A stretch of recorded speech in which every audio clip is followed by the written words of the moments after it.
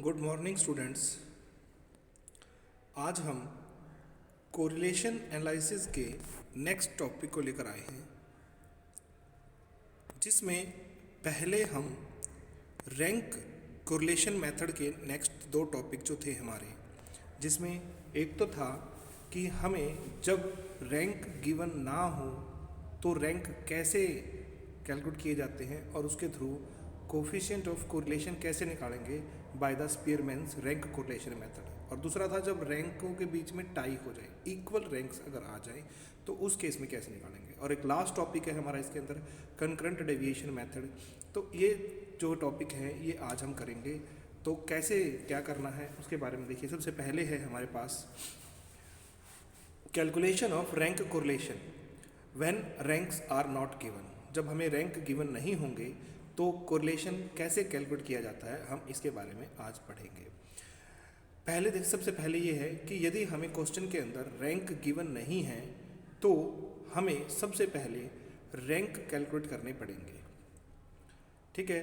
अब रैंकों को कैलकुलेट करने के लिए देखिए क्या होता है कि दोनों सीरीज़ों में, एक्स वाली सीरीज़ में भी और वाई वाली सीरीज़ में भी, हमें रैंक अपनी तरफ से लेकर चलने हैं, जिसको हम R1 और R2 से डिनोट करेंगे। रैंकों को कैलकुलेट करने के लिए बड़ा सिंपल सा एक तरीका होता है। वैसे तो हमारी मर्जी है कि हम उसको असेंडिंग ऑर्डर में अरेंज करके ले या डिसेंडिंग ऑर्डर में अरेंज करेंगे। वैल्यूज़ को चेंज नहीं करना है, केवल रैंक्स को हमने उसके अकॉर्डिंग जो है डिनोट करना है, अप्लाई करना है प्रत्येक वैल्यू के साथ में, प्रत्येक वेरिएबल के साथ में। ठीक है। अब ज़्यादातर जो पॉपुलर है वो हमारा डिसेंडिंग ऑर्डर जो है वो पॉपुलर है, जिसमें क्या होता है कि जो सबसे बड़ी वैल्यू है उसको हम रैंक नंबर 1 देते हैं, और जो उससे छोटी वैल्यू होगी उसे रैंक नंबर 2, उससे छोटी जो होगी उसे rank number 3 and so on by. दोनों सीरीज़ों में हम सेम प्रोसीजर लेकर चलेंगे। ठीक है। एक्स वाली सीरीज़ में भी और वाई वाली सीरीज़ में भी। ठीक है। तो उसके बाद जो है हम इसमें जो है वैल्यूज़ को आगे सॉल्यूशन के अंतर्गत फार्मूले में पुट करेंगे, जिसमें हमारा जो फार्मूला है वो सेम है जो हम पहले कर चुके हैं, 1 - 6 smash n d square divide by n cube minus n कर लो या n into n square minus 1, जैसी भी स्थिति हो। ठीक है। अब देखिए ये एक एग्जाम्पल है हमारे पास, जिसमें हमें रैंक्स खुद जो है शो करने हैं, खुद रैंक बनाने हैं प्रत्येक वैल्यू के अकॉर्डिंग। देखिए जैसे हमारे को पहले x की सीरीज़ दे रखी है, इसमें 15, 17, 14, 13, 11, 12 इस टाइप से वैल्यूज़ दी हुई हैं। तो इसमें देखिए सबसे बड़ी वैल्यू कौन सी है हमारी, सबसे बड़ी वैल्यू है 18, उसको रैंक नंबर 1 दे दिया हमने। 18 से तुरंत छोटी वैल्यू जो है वो है 17, उसको रैंक नंबर 2। उससे छोटी वैल्यू जो है वो 16, रैंक नंबर 3। उससे छोटी वैल्यू है 15, rank number 4 and so on by. इस टाइप से हम सेम वाई वाली सीरीज़ में भी हम इस तरह से रैंक्स जो हैं वो डिनोट करेंगे, तो हमारे पास R1 और R2 दोनों रैंक्स आ जाएंगे। अब हमने इन दोनों रैंक्स का डेविएशन लेना है, R1 माइनस R2 कर लो या R2 माइनस R1 कर लो, कोई फ़र्क नहीं पड़ना। और जो है जो ये डेविएशंस आएंगे इनका जब हम जोड़ करेंगे स्मैश एंड डी वो 0 के बराबर, इसका मतलब है कि हमने दोनों रैंक्स जो हैं वो ठीक दिए हैं। अगर रैंक्स ठीक ना होते तो ये जोड़ 0 नहीं आता। ठीक है ना। तो यहाँ से हम वेरीफाई कर सकते हैं कि हमने रैंक्स भी ठीक दिए हैं और उसके बाद जोड़ भी ठीक किया है भाई हमने। अब हमने जो है डेविएशन का स्क्वायर करना है, डी का स्क्वायर करना है, और स्क्वायर करने के बाद जो इसका स्मैशन आएगा स्मैशन डी स्क्वायर, इसको हम फार्मूले में पुट करेंगे, और फार्मूले में पुट करने के बाद जो हमारा आंसर आएगा वो हमारा कोफिशिएंट ऑफ कोरिलेशन है by the rank correlation method. ठीक है। जैसे इसमें जो है 0.48 आया है, तो इसको हम कहेंगे कि जो है एक positive moderate degree of positive correlation है भाई हमारा। ठीक है। अब नेक्स्ट टॉपिक हम कर रहे हैं, जब हमें रैंक्स जो हैं होंगे वो इक्वल दे रखे होंगे, इक्वल या उसको टाई होना बोल देते हैं।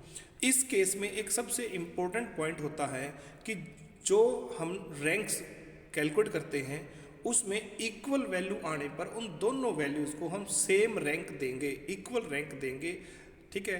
तो उसके अकॉर्डिंग अब उनकी संख्या भी देखी जाएगी, भाई कितनी वैल्यू सेम है। मान लो 2 वैल्यू सेम है, 60 60 2 बार आ गया, तो फिर उसके लिए हम उसको नंबर ऑफ रिपीटिशन संख्या m से डिनोट करते हैं। ठीक है ना। दूसरी वैल्यू है मान लो कोई 70 है वो 2 बार आई हुई है, तो उसके नाम का भी m जो है हम 2 मानकर चलेंगे।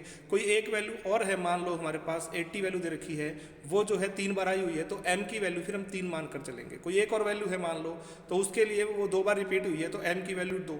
जितनी बार रिपीटिशन दिखाई देगा, जितनी संख्याओं में रिपीटिशन दिखाई देगा, उतनी ही रिपीटिशन संख्या को हम m से डिनोट करते हैं, और वो इस अकॉर्डिंग जो है फार्मूले में पुट होगा।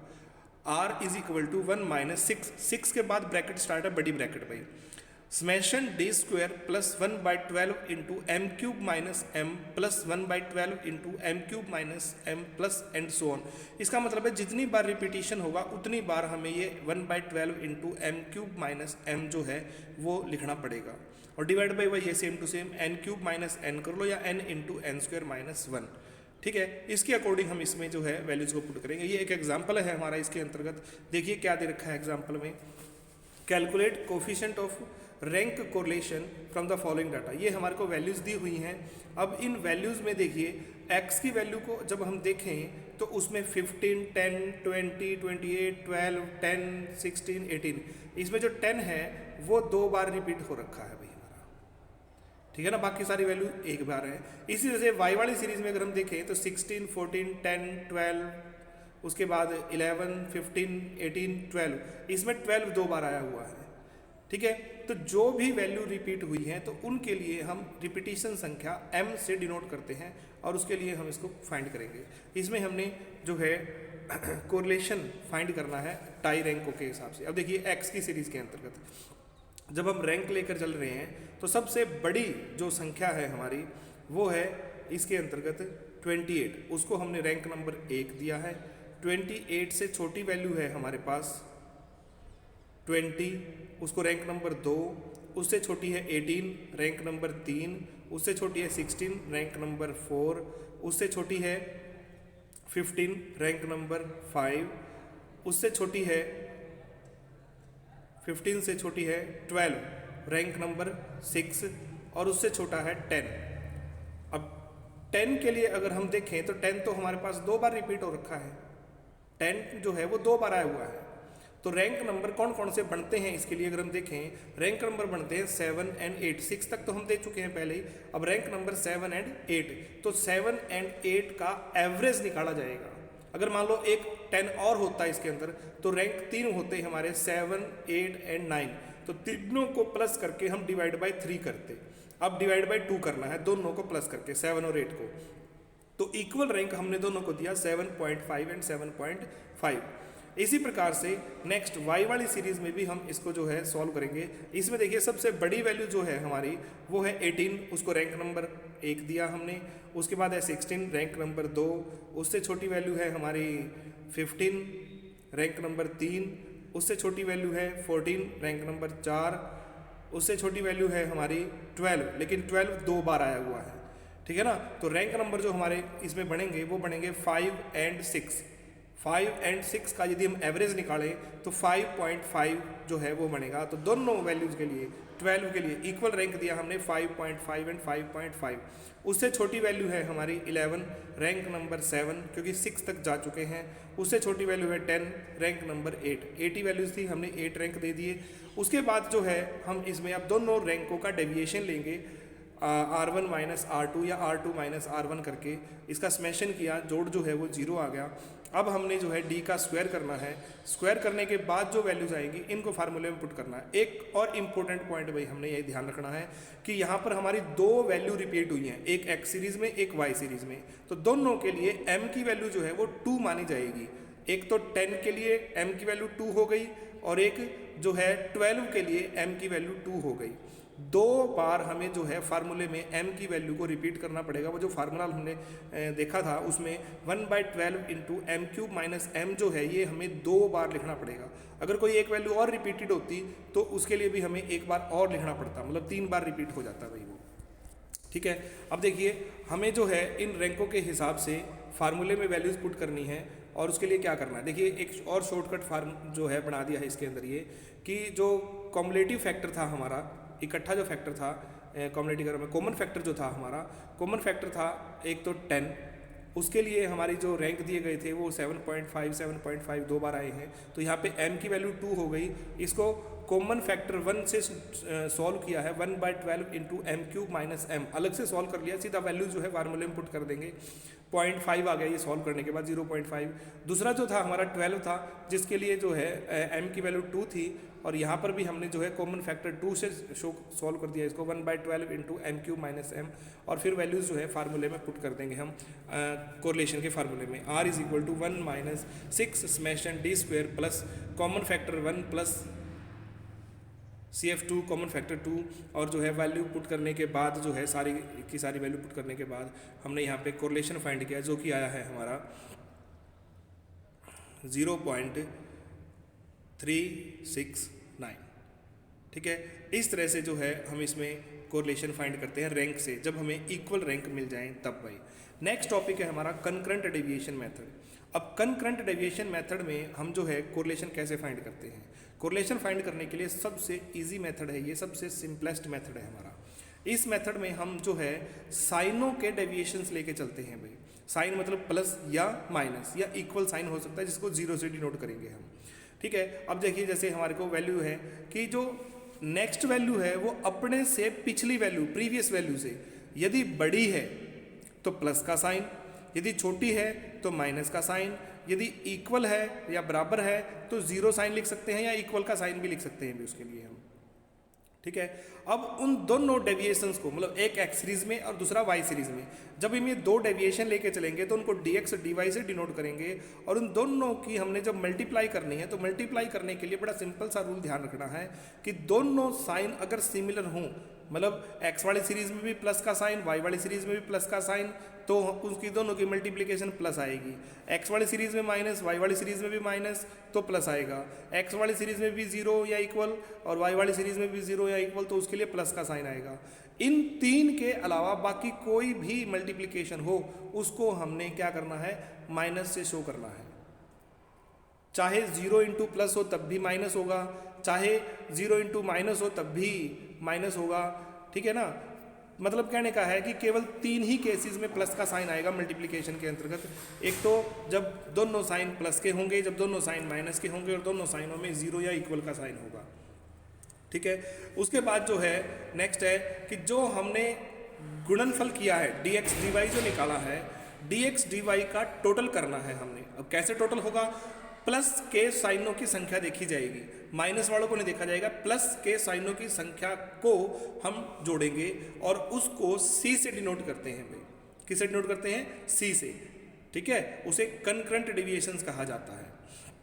और उसके बाद हम कोरिलेशन निकालने के लिए फार्मूला यूज करेंगे। इसमें जो फार्मूला है उसको आर सी से डिनोट करते हैं भाई। आर और उसके जो है बेस में सी लगाएंगे, स्मॉल आर होगा और उसके बेस में स्मॉल सी होगा, तो ये कंकरेंट डेविएशन से कोएफिशिएंट ऑफ कोरिलेशन माना जाता है। इक्वल टू प्लस माइनस, देखो दोनों साइन दिए गए प्लस और माइनस, क्योंकि रूट है, रूट के बाद हमारी वैल्यू प्लस की भी हो सकती है और माइनस की भी। ठीक है, वो डिपेंड करता है कि प्लस की लेनी है माइनस की, वो डिपेंड करता है अंदर वाली वैल्यू के ऊपर। अंदर वाली वैल्यू कौन सी? ऊपर देखिए हमें एक बार और साइन दिया हुआ है प्लस और माइनस का, एक बार और साइन दे रखा है प्लस और माइनस का, तो वो किस लिए है? 2c माइनस एन की वैल्यू को हमें चेक करना होता है। चाहे इसको अलग से रख के चेक कर लीजिए कि यदि 2c माइनस एन जो है हमारा प्लस का है तो सभी जगह साइन प्लस का आएगा, और अगर 2c माइनस एन जो है माइनस का है, नेगेटिव है, तो सभी जगह साइन जो है वो माइनस का आएगा। 2c माइनस एन को डिवाइड करेंगे n से, उसके बाद जो है उसका रूट कर देंगे और हम कॉन्करेंट डेविएशन मेथड से कोएफिशिएंट ऑफ कोरिलेशन फाइंड कर लेंगे। एक बात और बड़ी इंपॉर्टेंट है, यहाँ पे जो n है उसको देखिए स्मॉल n डिनोट किया गया है नंबर ऑफ आइटम्स के लिए। नंबर ऑफ आइटम्स में यहाँ पे हमें जैसे आइटम्स दे रखी हैं ज़्यादा, लेकिन हम पहली वैल्यू के लिए, केवल फर्स्ट वैल्यू के लिए हमें डेविएशन पता नहीं लग सकता कि उससे प्रीवियस वैल्यू छोटी है या बड़ी है, तो इसीलिए जो है हम पहली वैल्यू का डेविएशन लेकर नहीं चलते, इसलिए n की वैल्यू जो है वो एक संख्या कम हो जाएगी।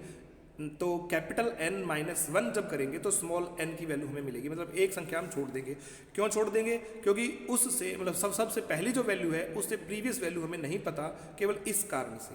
ठीक है। नेक्स्ट जो है, अब देखिए ये एक एग्जांपल है हमारा जिसमें x की वैल्यू दे रखी है और y की वैल्यू दे रखी है। कंकरेंट डेविएशन मेथड से हम जो है इसमें कोएफिशिएंट ऑफ कोरिलेशन फाइंड करेंगे। देखिए पहले x की वैल्यू के लिए हम डेविएशन लेके चल रहे हैं, कैसे लेके चलेंगे। फर्स्ट वैल्यू है हमारी 85 है। अब 85 से प्रीवियस वैल्यू कौन सी है हमें पता ही नहीं है, इसलिए हम 85 के लिए कोई डेविएशन नहीं लेकर चल रहे हैं, इसको खाली छोड़ देंगे। अब उससे नेक्स्ट वैल्यू है हमारी 91। अब 91 से प्रीवियस वैल्यू 85 है, तो अब ये देखिए 91 जो है वो अपने से पिछली वैल्यू से बड़ी है छोटी है। अगर बड़ी है तो प्लस का साइन, छोटी है तो माइनस का साइन। तो 91 बड़ा है 85 से, तो प्लस का साइन हो गया। उसके बाद 56 जो है वो 91 से छोटा है, तो माइनस का साइन हो गया। 72 56 से बड़ा है तो प्लस का साइन। 95 72 से बड़ा है तो प्लस का साइन। 76 जो है वो 95 से छोटा है तो माइनस का साइन। 89 जो है वो 76 से बड़ा है तो प्लस का साइन। 51 जो है 89 से छोटा है, माइनस का साइन। 59 51 से बड़ा है तो प्लस का साइन। 90 59 से बड़ा है तो प्लस का साइन, एंड सो ऑन। भाई वाई वाली सीरीज में बिल्कुल सेम इसी तरह से जो है हम डेविएशंस निकाल लेंगे उनके साइनों को देखते हुए, और ये कैलकुलेट करने के बाद हमने दोनों साइनों को मल्टीप्लाई करना है। ठीक है, पहले के लिए तो कोई वैल्यू मिली नहीं थी, नेक्स्ट के लिए देखिए दोनों साइन प्लस के हैं तो प्लस आएगा, दोनों माइनस के हैं तो प्लस आएगा। एक प्लस एक माइनस है तो माइनस, एक माइनस एक प्लस है तब भी माइनस, और जीरो एंड माइनस है तब भी माइनस, जीरो एंड प्लस है तब भी माइनस, एंड सो ऑन। भाई अब हमने ये देखना है कि यहाँ पर जो हमारी जो प्लस के साइनों की संख्या है dx dy के अंतर्गत वो कितनी है। प्लस के साइनों की संख्या है 6, तो c कंकरेंट डेविएशन जो है हमारा क्या माना जाएगा, 6। भाई अब सबसे पहले हम क्या करेंगे, 2c माइनस n को चेक करना है हमने एक बारी कि हम फार्मूले में वैल्यू प्लस की रखें या माइनस की रखें। 2c मतलब 2 इंटू 6 कितना हो गया 12, माइनस n कितना है। वैसे तो हमारे को यहाँ पर वैल्यूज 10 दी हुई हैं, लेकिन पहली जो डेविएशन है वो हमें रिसीव नहीं हुई थी, इस वजह से हम n की वैल्यू एक कम कर देंगे, 9 लेकर चलेंगे। 2c माइनस n मतलब 12 माइनस 9 करेंगे तो क्या आ गया 3, प्लस का आया है। तो हम फार्मूले में प्लस माइनस 2 बार था, दोनों जगह पे हम प्लस का साइन यूज करेंगे। अगर ये माइनस होता तो दोनों जगह हम माइनस का साइन यूज करते भाई। ठीक है, अब फार्मूले में वैल्यूज पुट करेंगे 2c minus n by n सारे का रूट, और सिंप्लीफाई किया तो ये आ गया भाई हमारा 0.577। ये हमारा जो है कंकरेंट डेविएशन मेथड से कोएफिशिएंट ऑफ कोरिलेशन है। ठीक है, तो आज जो है हमने कोएफिशिएंट ऑफ कोरिलेशन के जो है नेक्स्ट मेथड को कंप्लीट कर लिया। तो यहीं तक जो है हमारे टोटल मेथड बनते हैं। तो हमारा जो है कोएफिशिएंट ऑफ कोरिलेशन का टॉपिक जो है वो पूरा हो गया।